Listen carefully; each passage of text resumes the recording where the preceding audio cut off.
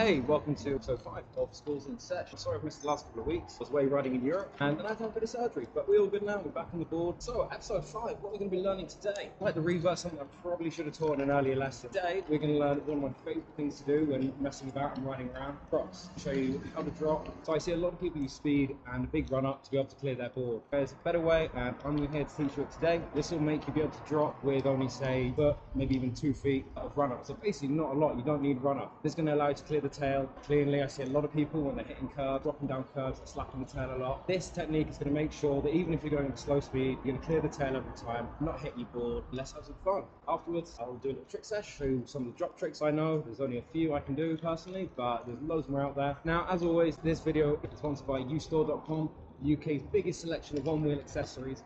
Anything from craft and ride, float life, one protect, or flight fins, then uStore is the only place in the UK to get those brands from.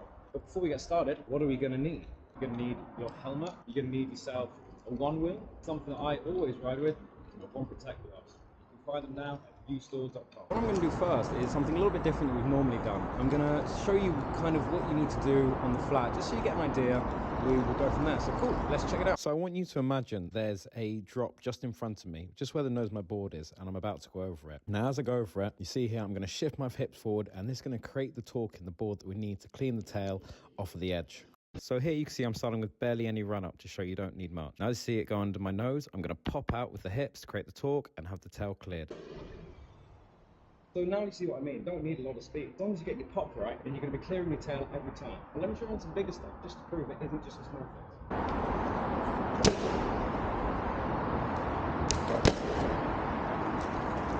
So let's go bigger.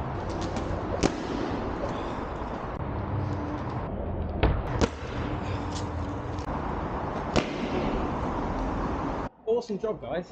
Knew you get that, no problem. But I mean, if you are finding a bit of a struggle or not quite getting it, drop me a message, send me a video, let's do some one-to-one coaching, and we'll try and analyze it and work out what's going wrong. Let's check out some tricks we can throw down with this bad boy.